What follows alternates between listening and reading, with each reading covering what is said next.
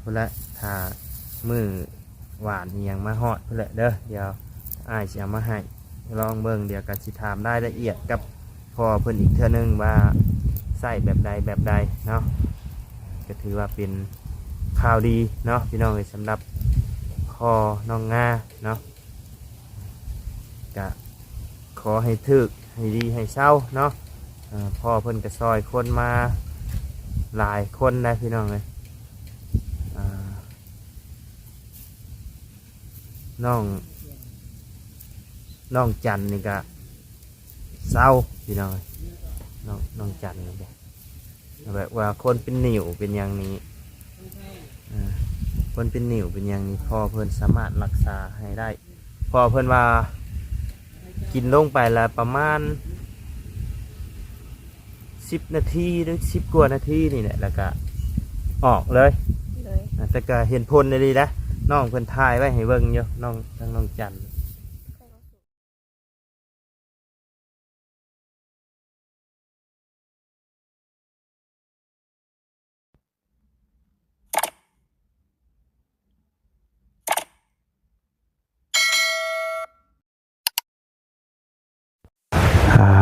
ไปบัดนี้กินข้าวอิ่มแล้วไปล้างถ้วยล้างบ่วงบัดล้างอยู่ห้วย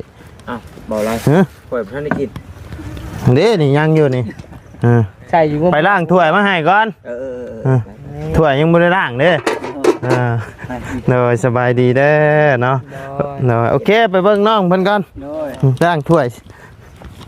อยู่ห้วยบ่มีน้ำล้างพี่น้องเอ้ยอยู่นี่ต้องลงไปห้วยเนาะเอ้าถ่ายแล้ววะเนาะเอาก่อนอื่นก็กลับทักทายสบายดีเด้อเนาะพ่อแม่พี่น้อง FC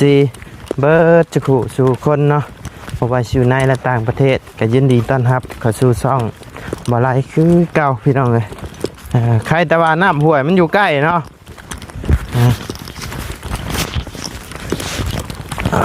เจ้าโตนน้ำแล้วนะ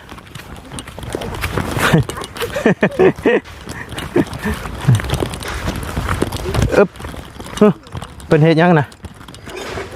ฮะตัดไม้เห็ดหัวอันนั้นบ่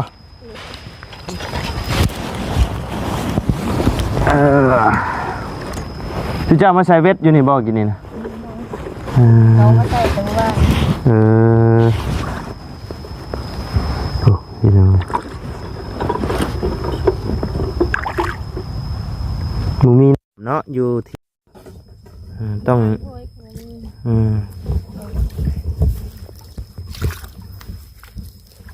อยู่เขตนี่เพิ่นกะอันเจาะน้ำไอ้ก๊อกอย่างอยู่ให้อยู่หน้าอยู่บ่มูมีบ่อยากได้อยู่บ่อยากได้อยู่อันดับหน้าอันดับหลังหน้าสบายดีเด้อล่ะเด้อโดยเมื่อยอยู่บ่เมื่อยบ่ธรรมดาฮ้อนนี่โตนแล้วนี่ฮ้อนเลยจงจะมักเล่นน้ำแท้ชูจะอันบ่ย่านนี่ลูกย่านยัง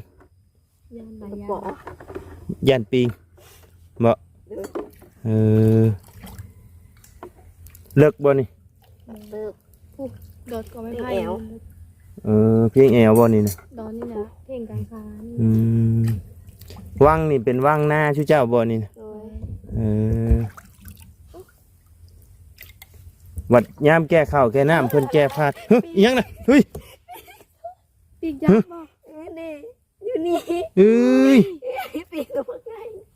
เฮ้ยนั่นนะไปแล้วเอาขึ้นมาไม่คกไงจับคกแล้วไปจ้ะย่าเนา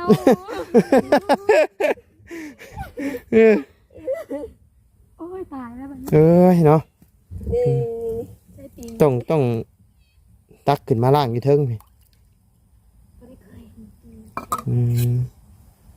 บ่มีสันไลเนาะด่างอยู่เพื่อนกับบ่ได้ใส่บ่มีเนาะไล่เห็นไป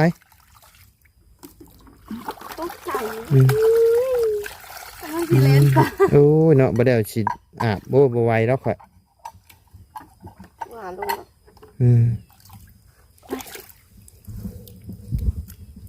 นั่งได้เลย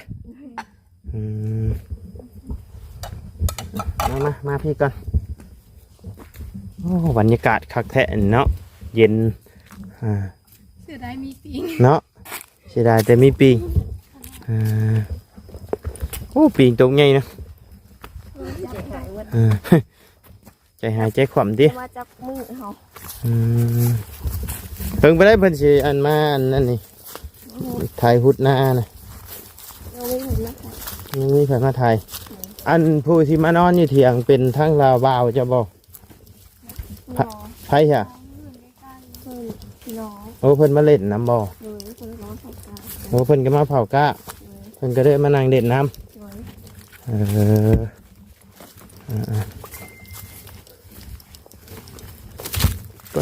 ำก้อย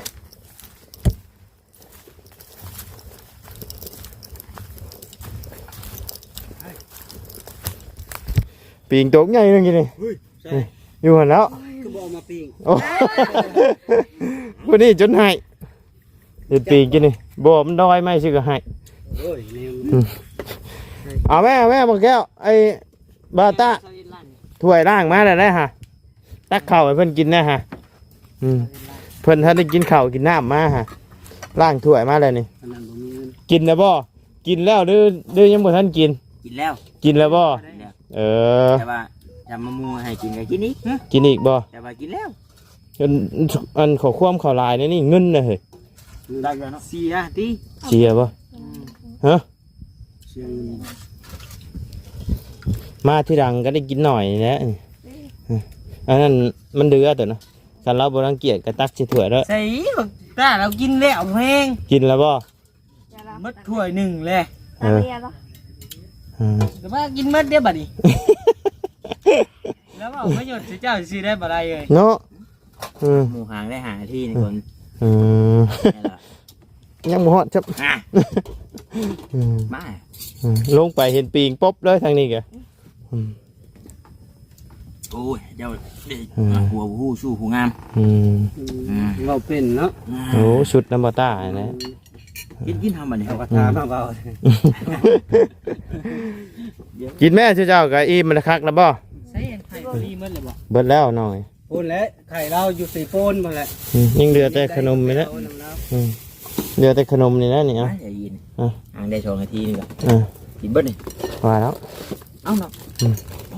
กินเลยกินอีกเจ้าให้กินบอกแก้วได้อ่ะ กินไว้เอ้ยกินในลายกินใหญ่ไว้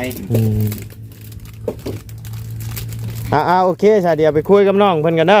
หาห่มคุยกัน อย่าคุยโดนเด้อ หืม อย่าคุยโดนเด้อ โอเค 3 นาที โอเค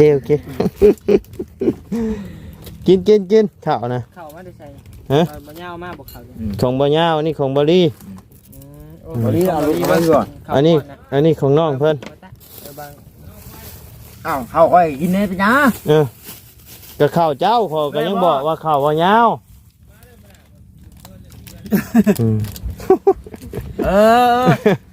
เนาะว้าวแต่บ่กล้าจกแค่เฮ้ยจกคือเก่าติ เห็นเราห่อข่าวลายมืออ่ะ บ่ลดน่ะ กินดีโอเคจ้ะเนาะหาห่มกันพี่น้องเอ้ยหาห่มเย็นๆกันเป็นอะไรคือจังว่าสิกินข้าวไว้เกลือเลยนี่ฮะแกงหน่อไม้ก็มีมันบ่ยาวแกงบ่แซ่บมันกินบ่ได้บ่ เดี๋ยวนี้ ในปลานี่ อยากอยู่แต่ไข่เนี่ยเมืองไข่ นี่บ่ตะ หมูเฮาบอกหมูจี เนาะปลาดุกจีบ่ปลาดุกนี่นะ ปิ้ง ปิ้งคักนี่เอาไว้ให้น้องเพิ่นเอามื่อป่นซะเมื่อป่นกินแดงฮะเราบ่ได้ยอมเลยเราพามีปิ้งเพราะว่าสิเฮ็ดไม่จิ้มแขวบ่บ่แม่นเราเฮ็ดไม่จิ้มแขวโอ้ปลึกว่าไม่จิ้มแขวหน่อย เพื่อเราเด้ค่ะ กินนี่ก็กินบ่ได้กินก่อนกิน เป็นได้ใครแน่ล่ะบ่น้อง กินได้ฮะกินบ่ได้บัตักกินอยู่ไม่ได้คุยกันลงตัวเด้อบ่มีจะกินบ่แกเด้เพราะปกติน้องเพิ่นกินนี่น้ำอยู่ข้างๆนะก็กินหน่อยเดียวครับนั่นนะ มาพี่มากินแซ่บแต่กิน เนาะมาพี่กินแซ่บบ่ แม่อันใดมาอยู่ตามทุ่งไร่ทุ่งนานี่กินหยังก็แซ่บพี่น้องเอ้ย บ่เกี่ยวแล้ว บ่เกี่ยวบ่ เกี่ยวแล้วเขายังไม่ทันสุก อันนี้ ไม่ไอ้แก้ว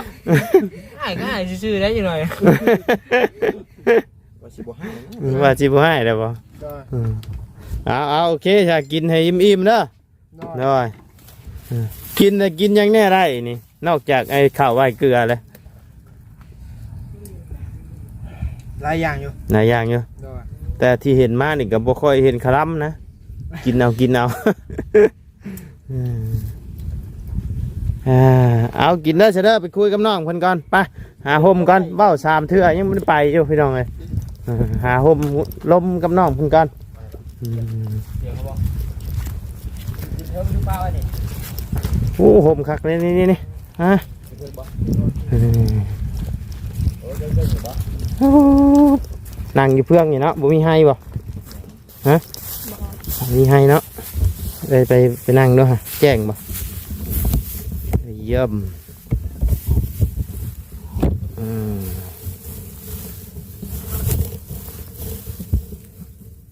ลมว่าเนาะ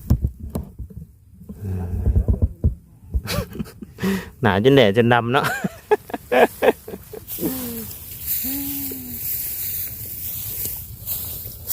โอ้ได้หมองนิ่มครับแท้ยามนั่นเฮ็ดเครื่องออกได้เนาะไก่ไข่อยู่เถื่อนี่มีจังบ่มีบ่หรือว่าไก่นอนอยู่นี่บ่ เลยนอนอยู่ มีให้จักจัง มูแหละมูแหละ มูแล้ว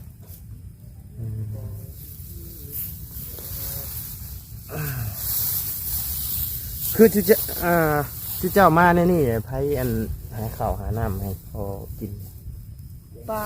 ป้า เลย มีทั้งพ่อเพิ่นโทรมาหาบ่าวไล่อยู่พี่น้องเลยมื้อเช้านี่เนาะพ่อพี่ลมนั่นแหละเนาะเพิ่นโทรมาหาบ่าวไล่อยู่เพิ่นมาทางได้ยินพ่อเพิ่นมาโทรมาบอกเนาะพ่อเพิ่นว่าเพิ่นตาพ่อเจ้าน่ะอาจจะบ่ได้บอดแบบว่าบอดชนิดยังแบบว่ามืนได้ยังได้อยู่พ่อเพิ่นว่าอาจจะมีสิทธิ์หายได้เพิ่นว่าเนาะเดี๋ยวพอเพิ่นสิพากยามาให้เนาะ เลย ก็เอาภาวนาให้ดีให้เศร้าเนาะทั้งพอเพิ่นว่าตอนนี้เพิ่นกำลังอยู่ในบ้านพ่อเพิ่นตอนนี้เพิ่นก็กำลังป่วยอยู่เป็นคือพ่อย่านี่แหละ เลย เพิ่นก็ว่าตอนนี้กำลังเห็นลางๆมาเพิ่นว่า เลย พอเพิ่นสิพากยามาให้พากหวานนะพอเพิ่นมาต้มแล้วเอามาทาเพิ่นนะอาจจะมีสิทธิ์เศร้าได้เนาะก็ถือว่าเป็นข่าวดีนะพี่น้องเนาะข่าวดีสำหรับพ่อน้องงาเนาะก็ลองเบิ่งพี่น้องมีแต่ว่ารอผู้ใดอันพอเพิ่นผากมาฮอดมาถึงผู้ใดพี่น้องพอเพิ่นโทรมาหาว่าพอเพิ่นสิฝากมาให้มื้อนี้แหละพี่น้องแต่ว่าดนอยู่เพื่อสิฮอดก็ประมาณทิศ2 ทิศผู้ใดเด้อน้องเด้อ เลย ประมาณนั้นพุ่นแหละเนาะเพราะว่าผากมาแต่ไทยพุ่นเลยคือทั้งพ่อพี่ล้มนี่เพิ่นก็สามารถซอยคนมาหลายได้พี่น้องจากที่ว่าทางทีมงานเขาไปถ่ายนี่กันมีน้องหัวน้องจันพ่อน้องบุตรแม่น้องหัวเนาะที่เพิ่นเป็นนิ่ว เลย เพิ่นผากบานมาให้กินเศร้าน้องออกเป็นไอ้ก้อนๆออกมาเลยเศร้าอย่างนี้ยินทั้งพ่อเพิ่นว่าตอนนี้นะทั้งทีมงานเฮาทั้งอันบ่าวบุญสารวัตรหรือว่าอาจารย์เล่าเนี่ยเพิ่นได้เอาเฟซของพ่อเพิ่นนะลงใน YouTube ตอนนี้โอ้บ่มีเวลาเลยพ่อเพิ่นว่าบ่มีเวลาหับโทรศัพท์เลยมีแต่ผู้โทรมาหาเพิ่นว่าเนาะก็ถือว่าดีแล้วแต่ก็บ่ฮู้ว่ามันสิถือเบิดทุกคนหรือบ่เนาะแต่ก็รอรุ่นเบิ่งเด้อน้องเด้อพ่อเพิ่นว่าสามารถรักษาเศร้าได้พ่อเพิ่นว่าเนาะ เลย พอเพิ่นว่าอันสามารถรักษาได้เพิ่นมาเนาะสำหรับเพราะว่าเพิ่นบ่ได้เป็นมาแต่กำเนิดเนาะพอเพิ่นว่าอาจจะได้เพิ่นว่าจะรอรุ่นเบิ่งพี่น้องเลยหวานมันเป็นหวานเพิ่นว่าเคยเอาอยู่บ่แบบว่าหาหวานหาหยังมาใส่เพิ่นยัง อยากวันแขนคอ หาหวานแทนคอแต่อันนี้เพิ่นพอเพิ่นบอกว่าเอามาทาใช่เพราะว่าแก้วตาทางในมันน่ะมันดอกบอกทางพอเพิ่นบอกอะไรเอามาทาใช่แล้วมันสีอันยังไงแหละพอเพิ่นเว้าเป็นดอกบางบ่ไล่ก็พอเข้าใจก็ฟังก็เข้าใจอยู่แต่ว่าบ่ไล่อาจจะเว้าบ่เป็นคือพอเพิ่นพี่น้องเอ้ยก็มีแต่ว่าพุ่นละถ้ามือหวานเนียงมาฮอดพุ่นละเด้อเดี๋ยวอ้ายสิเอามาให้ลองเบิ่งเดี๋ยวก็สิถามรายละเอียดกับพอเพิ่นอีกเทื่อนึงว่าใส่แบบใดเนาะก็ถือว่าเป็นข่าวดีเนาะพี่น้องเอ้ยสำหรับคอน้องงาเนาะก็ขอให้ถึกให้ดีให้เศร้าเนาะพ่อเพิ่นก็ซอยคนมาหลายคนได้พี่น้องเลยน้องจันนี่ก็เศร้าพี่น้องน้องจันนี่ก็แบบว่าคนเป็นหนิวเป็นอย่างนี้คนเป็นหนิวเป็นอย่างนี้พ่อเพิ่นสามารถรักษาให้ได้พ่อเพิ่นว่ากินลงไปแล้วประมาณ10 นาทีหรือ10 กว่านาทีนี่แหละแล้วก็ออกเลยแต่ก็เห็นผลได้ดีนะน้องเพิ่นถ่ายไว้ให้เบิ่งอยู่ทั้งน้องจัน ไก่ข้าวสูตรป่ะ ไก่บ่ ว่าคิดว่าไก่ข้าวสูตรเพราะแม่เขาตะกา ไก่เข้าตะกร้าบ่ วอแหลกตะกาเขา เออเบิ่งไปได้เสียสิไทยหุ่นให้หุ่นหน้านี่ มู ยังบ่มีผู้ไทยบ่ เลยแล้วก็มีน้ำมันของ บ่มีน้ำมันพร้อม เลย โอ้พี่น้องยากตัวน้ำมันนี่แหละเนาะคือฮู้กันนะพี่น้องไอ้ทั้งแม่น้องเพิ่นก็บ่ได้เฮ็ดเวียกเฮ็ดงานหยังเนาะทั้งแม่น้องฟ้าเพิ่นไปหาเงินเพิ่นบ่ได้โทรขอน้ำเพิ่นบ่ โอ้กะเป็นโมไฮ เพิ่นบ่ให้ เลย เพิ่นว่าบ่มีเนาะเพิ่นก็โทรมาเล่นน้ำอยู่บ่ โอ้ย โทรอยู่เพิ่นเฮ็ดเวียกอยู่ไสเพิ่นเฮ็ดอยู่ไทยเพิ่นบ่ เลย เอาขอน้ำเพิ่นจักพันจักใดพอได้มาซื้อน้ำมันนี่นะ เพิ่นโมไฮ เพิ่นบ่ให้ เลย คือว่าแล้วเพิ่นก็เป็นครอบครัวเพิ่นเนาะนะเอาบัดเพิ่นมาเพิ่นบ่ได้มาอยู่นี่บ่ใช่เพิ่นอยู่บ้านผัวเพิ่นบ่ เลย โอ้คือในครอบครัวเจ้านี่มีแต่ทั้งอ้ายเจ้าบ่อันไปเฮ็ดเบี้ยที่ว่าไปหาเฮ็ดเบี้ยเอาเงินมาไถนา เลย เป็นอ้ายหรือเป็นดาบ่าว เป็นอายแบบอายลูกปลา อ้ายลูกป้า เลย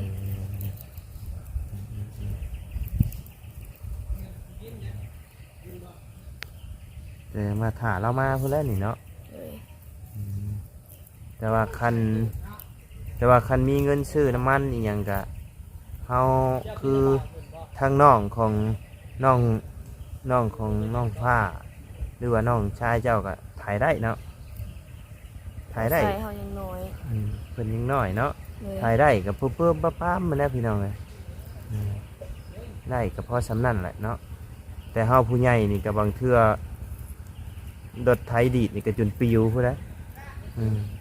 เด็กเขาเรียกว่ายังปิว แม่นรถไถบ่แม่นรถไถตัวโค้งเบาแล้วพี่น้องเลยตัวโค้งนักนักได้รถนี่นะแต่คือโค้งของที่ในเฮือนบ่ไล่น่ะก็โอเคพี่น้องแต่ว่านี่มันโค้งนักรุ่นเก่าๆเลยมันเลยบ่ได้พี่น้องเล็กน้อยครับวันนี้เนาะมื้อนี้เพิ่นบ่ได้ออกมาบ่มื้อนี้ ตั้งแต่ห้อยยา ทั้งน้องของน้องฟ้านะ บอ น้องเดี๋ยวน้องชายจะเอาไปห้อยยา เอาไป ไปห้อยยา แม่ โอ้แม่ไปห้อยอยู่บ้านได้นะ อยู่ไก่เดี๋ยวดุ อยู่แถวรุงโอ้แถวนี้เพิ่นปลูกยาคายเนาะแถวนี้เนาะ เลย เออ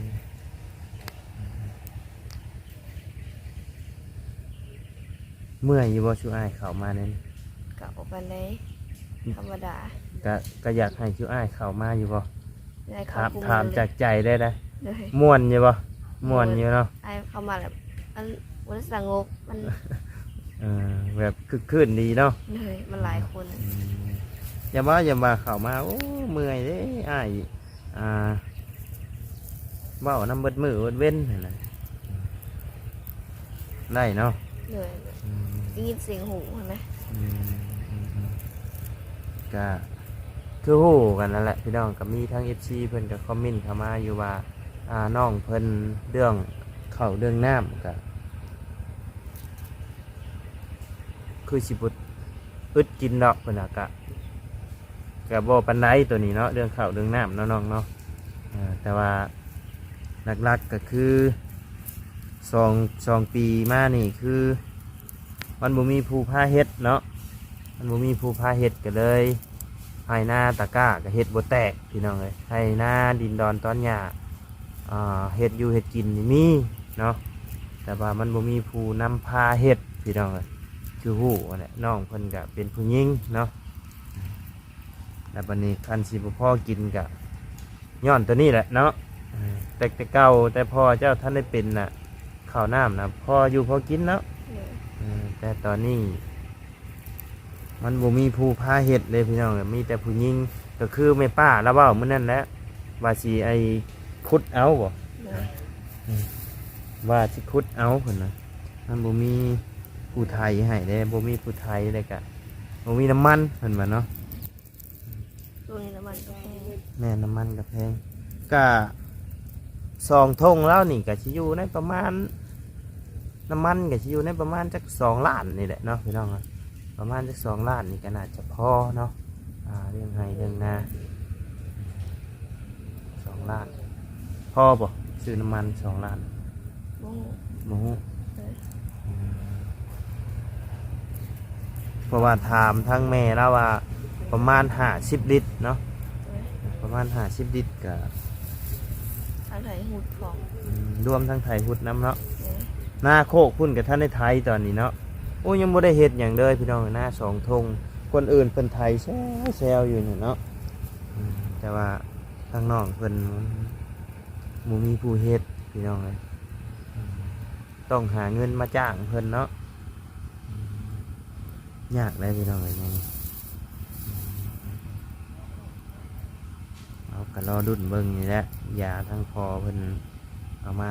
ให้นี่แหละแต่ว่าตอนนี้ทั้งพอเพิ่นว่าเพิ่นกระปัวอยู่อีกคนหนึ่งอยู่ไทยเพื่อแหละพี่น้องเลยเพิ่นว่ากะตอนนี้กำลังเห็นพอล่างๆเนาะมืดไอ้บอดไอ้บอดใสคือเฮาเนี่ยมืนเห็นเบิดมืนตาบ่ได้อันนั่นนะตาบอดใสบอกเพิ่นเอิ้นนั่นนะเพิ่นเอิ้นนี่บอก โอ้โห โมโหประมาณนั่นแหละพี่น้องเลยที่นี่พอเพิ่นว่าสามารถรักษาได้เนาะแต่ก็บ่ฮู้ว่ามันสิถึกกับพ่อน้องหรือบ่เนาะกันถึกก็ดีเนาะกับภาวนาให้ถึกนั่นแหละเนาะพี่น้องเลยเพราะว่าทั้งครอบครัวน้องเพิ่นนี่ก็พาพ่อเพิ่นไปเกือบสุดความสามารถเลยเนาะสุดความสามารถที่พาไปแล้วพี่น้องเลยจนเบิดงัวเบิดคุ้ยเรากะขายงัวขายคุ้ยพาไปเนาะเบิดงัวจักโต โอ้หลายแล้ว คุ้ยเราว่ามีคุ้ยอยู่ตัวหนึงก็ขายเนาะ โดย แล้วงัวนี่เบิดคอกเลยยังเหลืออยู่บ่งัวตอน ตัวเดียว เหลือตัวเดียว เลย ขายไปปัวพ่อเบิดเนาะ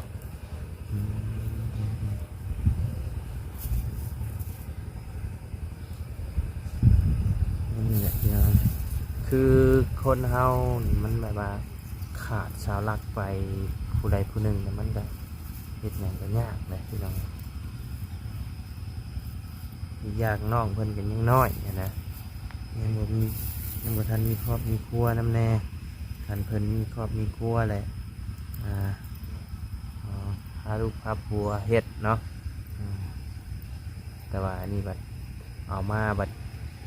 ย่านมันบกอยู่น้ำกันบ่รอดนั่นแหละพี่น้องอายุยังน้อยเนาะ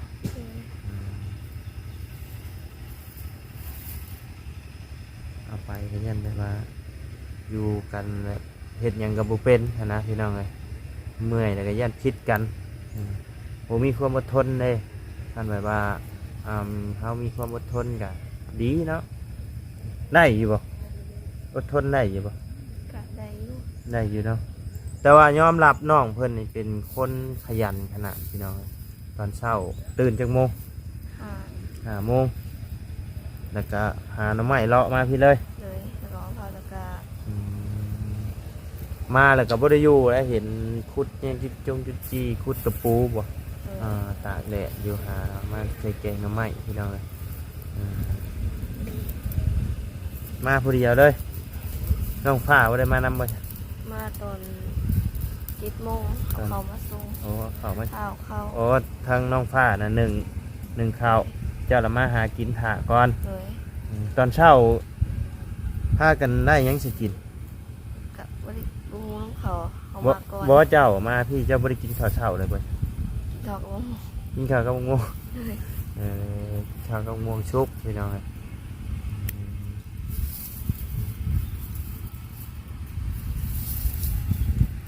เจ้าอยากหยังสิสุดตอนแบบว่าสิ่งที่ยังบ่เคยกินคิดอยากหยังอยู่บ่ บ่คิดเลยเรื่องรู้สึกอย่างเลย บ่แบบว่าเคยเห็นใน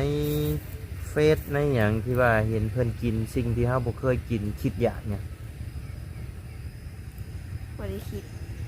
บ่มีแนวอยากเลยเนาะ เลย โยมเพราะว่าเราว่าเคยถามหลายคู่หลายคนที่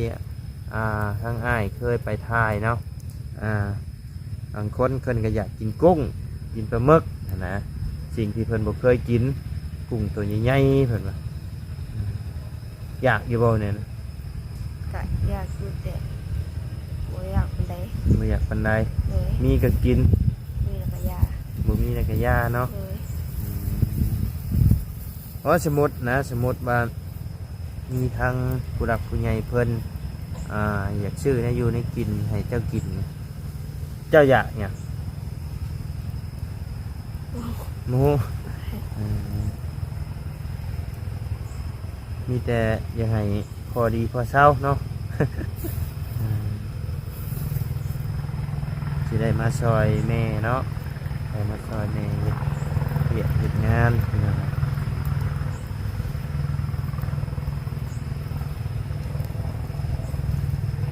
แต่ว่าเราก็ยังนั่นอยู่ได้เราไปอาบน้ำเองได้เนาะเราอาบแล้วไฟจะหาส่งเสือให้เราใส่ บ่มันพลาดอันนี้หันอยู่แล้ว เป็นพาดไว้อยู่ในหันเลย เลย แบบเจ้าเอาไปปะไว้หันเลยเสื้อผ้าเอาไปเตรียมไว้อยู่หัน เลย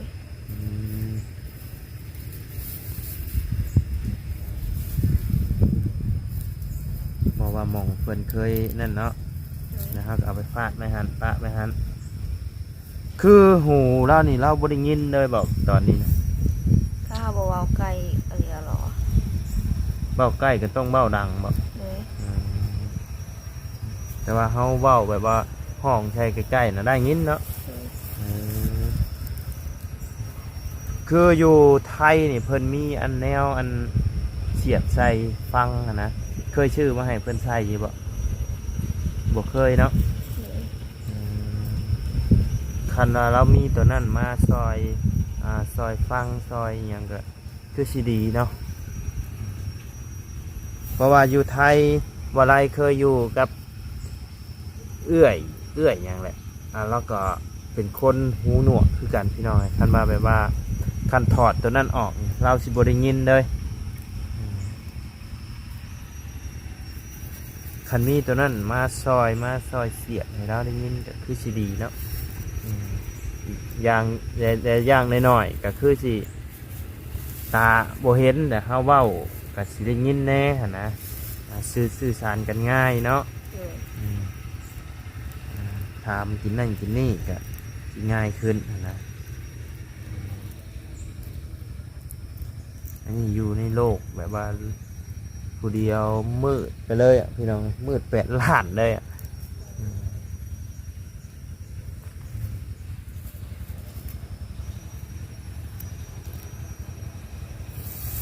พี่โตนนี่บ่พี่โตนพ่ออยู่บ่พ่อเป็นอันนี้ โดย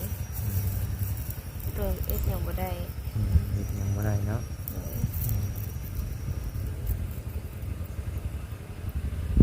ย น้องเพิ่นเบาไล่ถามแรกๆว่าที่ขอความช่วยเหลือนี่อยากให้ซอยในด้านไหนน้องเพิ่นมาอยากให้พอเห็นพุ่งเนาะเอากะมีหวังมันน้อยหนึงพี่น้องเลยเนาะ น้อยหนึงถือว่าเป็นข่าวดีกับเป็นว่าได้เนาะ โดย พอดีพ่อเพิ่นที่เพิ่นเคยซอยทั้งพ่อเพิ่นอาจจะบ่ได้ซอยเป็นเงินเป็นคำพี่น้องแต่พ่อเพิ่นซอยเรื่องหากไม้หากยารักษาเนาะซึ่งทั้งพ่อเพิ่นก็ซอยมาหลายเขตแล้วเนาะพี่น้องเลยเป็นโรคกระเพาะเป็นอิหยังพ่อเพิ่นสามารถรักษาได้เป็นนิ่วแล้วก็เป็นอิหยังดิสิดวงอิหยังพ่อเพิ่นได้เบิดรักษาได้พ่อเพิ่นแล้ววันนี้พ่อเพิ่นมาได้เห็นคลิปทางวาไลมาถ่ายเด้มีอันผู้หญิง2 คนนั่นนะที่พ่อเราตาบอดหันเพิ่นนะแล้วพ่อเพิ่นมาอยากฝากยามาให้ฝากหวานมาให้เนาะให้ลองเบิ่งเพิ่นนะแต่พ่อเพิ่นยืนยันเองได้พี่น้องพ่อเพิ่นว่ามีสิทธิ์เช่าเนาะมีสิทธิ์เช่าพ่อเราบอกเรารุ่นเบิ่งเนาะกะมาแจ้งข่าวน้องเพิ่นพอให้น้องเพิ่นมีความหวังเนาะมีกำลังใจขึ้นแน่หน่อยนึงเนาะ โดย แต่เรารุ่นเบิ่งเนาะทั้งนี้ทั้งนั้นก็ขึ้นอยู่กับบางคนก็อาจจะถึกกับยาสิ่งนี้ที่พอเพิ่นผากมาบางคนก็อาจจะบ่ถึกเนาะแต่ว่าส่วนหลายแต่ว่าบ้านไอ้รักษานิ่วเป็นนิ่วนี่ว่าไรเห็นแล้วพี่น้องเลยเศร้าอะไรออกมาเลยเนาะออกมาเป็นก้อนเลยเศร้าพี่น้องคือว่าคนกันติดต่อหาทั้งพ่อเพิ่นหลายพ่อเพิ่นว่าตอนนี้หายาน้ำกับบ่ทันเพิ่นนะ กันรอรุ่นกันเบิ่งอีกเนาะยารักษาตาพี่น้องเลยว่าสิได้ผลบ่เนาะรอรุ่นเบิ่งเนาะจังใดก็ให้ดีให้เศร้าแหละเนาะน้องเนาะ โดย สิได้น้องเพิ่นก็สิได้สบายใจขึ้นแน่เนาะพอไปได้มาได้พอจะอายุจักปี 40 เรายังอายุน้อยอยู่เลยพี่น้องครับประมาณ40ต้นๆนี่แหละเนาะเพราะว่าน้องเพิ่นนี่ก็อายุ14 ปีนึงเนาะก็40ถือว่าเราก็ได้ลูกนี่อายุ30ปลายปีได้เนาะแม่นบ่เจ้า14เนาะประมาณนั้นแล้วพ่อเป็นพ่อของน้องเป็นพ่อจะชื่อเนี่ยชื่อแง่แง่ แง่ แง่ แง่ แง่ แง่ เอาไหมเด้อ แง่ แง่ ว่าดังๆเด้อ แง่ โตเขียนไอ้เบ้าเป็นโต งอสระเอ แง่สระเอง อสระเอ ตัวงอสระเอ เอ้ย มันต้องสระเอก่อนแต่ว่าสั่งตัวงอย าวไหม แง่เนาะ โดย แง่ดีน้องนะ เอ้ย ชื่อไอ้แง่เนาะเอาก็มีแต่ว่าผู้แหละทั้งพ่อเพิ่นฝาก ผากมาพุ่นเด้อเดี๋ยวทั้งอ้ายสิเอามาให้เด้อ ลองเบิ่งพี่น้องเลยป่ะจะมีแต่ว่าทั้งอ้ายกับปะกันเด้อบัดนี้เด้ออยู่ดีมีแห้งเนาะมื้อหน้ามื้อในมื้ออื่นเพื่อแหละเจอกันใหม่เนาะ กับดีเด้อ โดย ดาบปลอดภัย โดย ขอบใจหลายๆเนาะน้องคือกันและจังใดก็สู้ๆเนาะ เลย ได้สิ่งที่เฮาบ่อยากให้เกิดมันก็เกิดนั่นแหละพี่น้องเนาะ เลย กับครอบครัวจะเป็นหลายคนอยู่ดอกในเฮือนน้องเพิ่นกันเนาะ เลย หรือว่าอาจจะเกี่ยวกับกรรมฟันเนาะ